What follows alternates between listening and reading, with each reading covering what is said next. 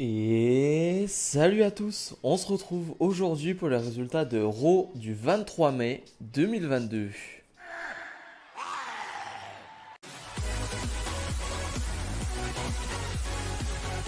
Et on ouvre le show avec Riddle qui est seul sans Randy Orton. Il nous explique que vendredi dernier, lors de leur match, même avant leur match de championnat face aux Usos, Orton était blessé au dos.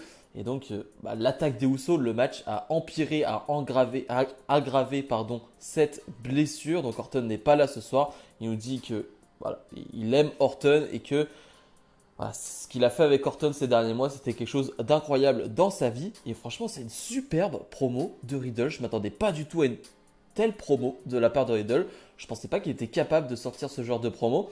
Et finalement, Riddle qui va dire, bon, ce qui s'est passé, bon, il va mettre en avant les Usos, il va leur dire, c'est une grande équipe, hein, peut-être l'une des plus grandes équipes de l'histoire.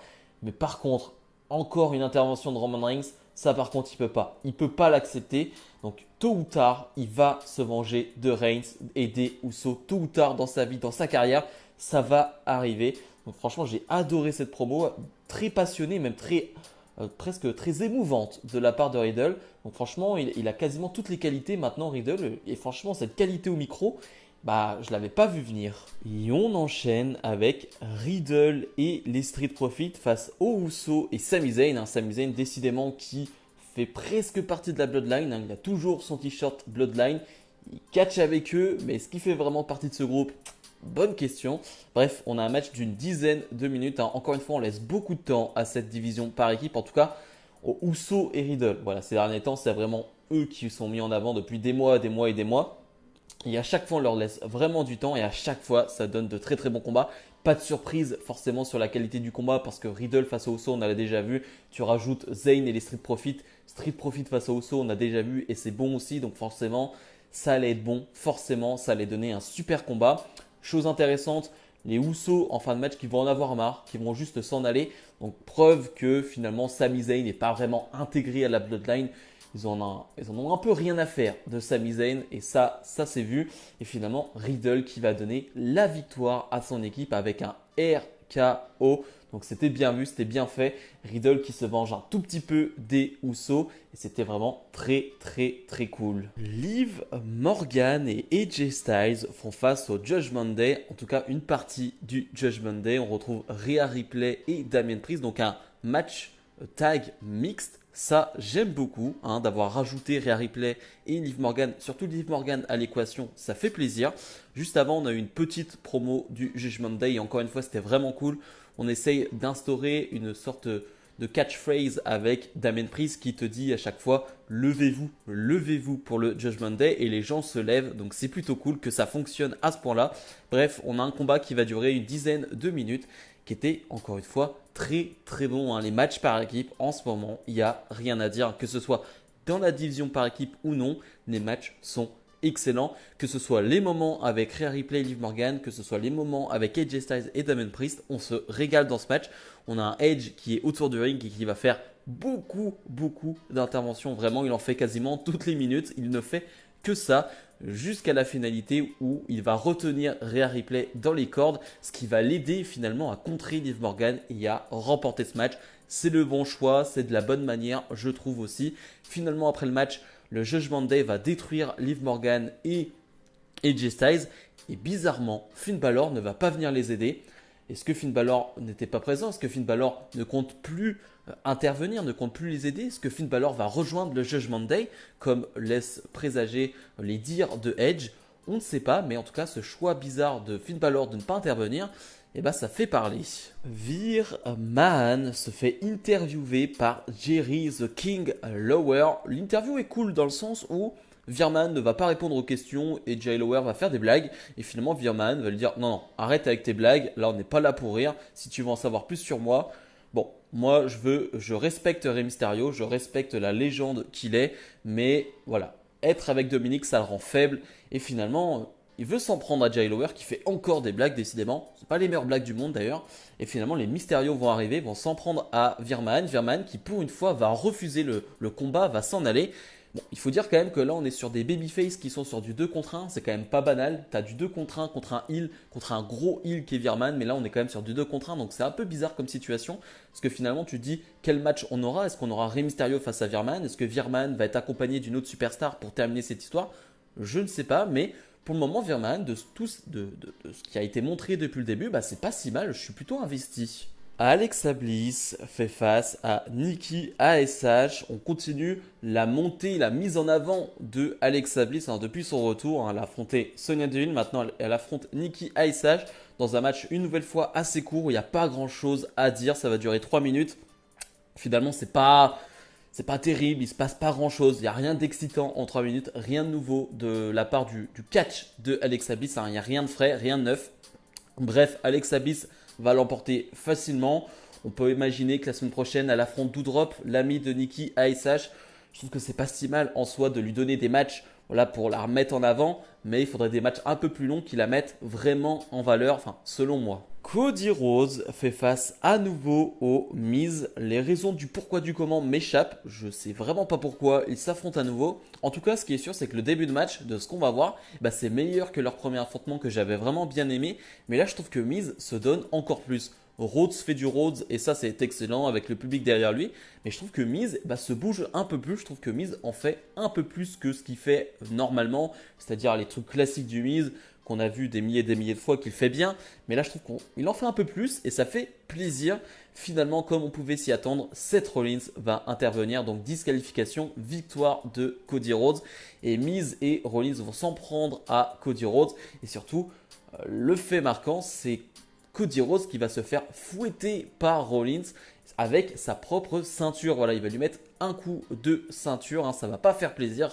Tout ça, ça doit pas faire du bien. Surtout, finalement, Rhodes qui va être accompagné par la caméra voilà, en backstage. Voilà, on va vraiment le voir sans musique, sans rien, aller en backstage. Voilà, un peu blessé. Donc, le public qui va le soutenir pour qu'il arrive à rentrer en backstage. Pas d'amis pour Cody Rhodes, personne ne vient l'aider alors qu'il est en 2 contre 1. Bon, ça, on pouvait s'y attendre. Mais voilà, j'ai trouvé ça plutôt sympathique comme intervention. On pouvait s'y attendre, ça c'est sûr. Mais c'est plutôt logique que Seth Rollins en profite. Ezekiel fait face à Gable et c'est un rematch de la semaine dernière si je ne me trompe pas. On a un match qui est plutôt court mais encore une fois qui est bon et finalement tout va se jouer sur des faits plutôt marrants, c'est-à-dire que Otis va faire plusieurs interventions, il va se faire bannir du ring. Et Kevin Owens qui se retrouve carrément sur le ring, il est sur le ring carrément parce que l'arbitre a le dos tourné. Finalement, l'arbitre va le voir et voilà, Owens, c'est vraiment un gosse qui se fait avoir vraiment la main dans le sac. Et finalement, lui aussi va se faire bannir du ring. Ezekiel va en profiter pour surprendre Gable et gagner avec un roll-up et s'en aller par le public. Et Owens va prendre le micro et annoncer qu'il en a marre. Il en a marre de tout ça. Elias, Ezekiel, il en a marre. Il challenge Ezekiel pour un match à Hell in a Cell. Et ça, c'est plutôt bien. Alors sur le papier, vous me dites il y a 2 mois que Ezekiel, que Elias, entre guillemets, va affronter Owens à Hell in a Cell. Je vous dis, j'en ai rien à faire. Mais je trouve que c'est mérité. L'histoire est bonne, ça fait réagir les gens, c'est plutôt marrant, c'est fun. Bah ouais, ça mérite un match en pay-per-view. Moi, je suis totalement pour, je suis totalement hypé par ce match. J'ai envie de voir un bon combat entre les deux et je suis sûr qu'on peut l'avoir. Bobby Lashley fait face à MVP. Je rappelle, si Bobby Lashley gagne ce match, il choisira la stipulation pour son match face à Omos à Hell in a Cell. Et si MVP le gagne, c'est lui qui choisira cette stipulation. Le match, il n'y a pas grand chose à en dire, ça dure très peu de temps. On a surtout des interventions de Omos que l'arbitre ne va pas voir. Jusque la dernière, que franchement, là, c'est d'une stupidité sans nom. Omos qui va vraiment foncer sur Lashley. Lashley qui est donc à l'extérieur du ring. Et vraiment, Omos veut frapper Lashley. Ça se voit, tout le monde le voit. L'arbitre ne le voit pas, alors que c'est plutôt voyant. Tu as l'impression que l'arbitre le voit. Mais finalement, l'arbitre va compter un décompte à l'extérieur de Bobby Lashley. C'est bizarre comme situation, vraiment c'est débile je trouve. Finalement Lashley donc, qui a perdu ce match, donc c'est MVP et Omos qui vont choisir la stipulation. Lashley qui va s'en prendre à MVP et porter sa prise de soumission. Bref, je trouve que cette fin de match n'avait pas de sens, que le match en soi n'était pas intéressant.